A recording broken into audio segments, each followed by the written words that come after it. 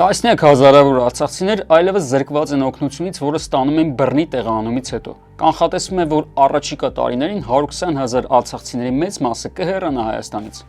Ողջույն, ես Արմեն Աթալյանն եմ։ Գրեթե 1 տարի է կառավարությունն ազդարարել է արցախցիների բնակապահովման ծրագրի մեկնարկի մասին, սակայն մոտ 30,000 ընտանիքներից շատ քչերն են օգտվել դրանից։ Այդքանով հանդերձ կառավարության որոշմամբ նրանց գերակշիռ հատվածը զրկվել է օգնություն ստանալու իրավունքից։ Ֆիքսենք, որ բնակապահովման ծրագիրն իրականացվում է փուլային տարբերակով, այսինքն այս պահին միայն խիստ կարիքավոր եւ բազմազավակ ընտանիքները կարող են օգտվել ծրագրից։ Բացի սա, անտրամաբանական բարձր գներով անշարժ գույքի հայաստանյան շուկայում հատկացվող գումարներով բնակարաններ է հնարավոր լինելու ձեռք բերել միայն մայրաքաղաքից շատ հեռու բնակավայրերում։ Կասեք, դա նորմալ է, հենց այդ բնակավայրերն են դատարկվում, հենց այնտեղ էլ արժի, որ մարդիկ բնակվեն։ Ճիշտ է, սակայն ինչ որ բնակավայրում տունը չափազանց մատչել է այն պատճառով, որ տեղի բնակիչները չունեն աշխատանք, հետևաբար գոյատևելու միջոց, հետևաբար նրանք վաճառում են իրենց տներն ու արտագաղթում։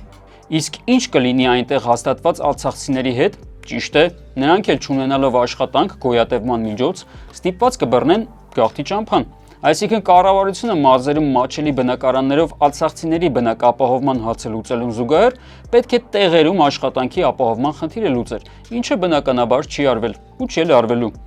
Իսկ գիտեք, որ պետությունից կարելի էր օրինակ վերցնել այս հարցում։ Դե իհարկե Իսրայելից, որը 90-ականների առաջին տարիներին 1.5 միլիոն հրեա ընդունեց նախկին խորհրդային հանրապետություններից։ Նրանց համար քաղաքային նոր արվարձաններ եւ ավաններ կառուցեց, ապահովեց աշխատանքով եւ կենցաղային պայմաններով։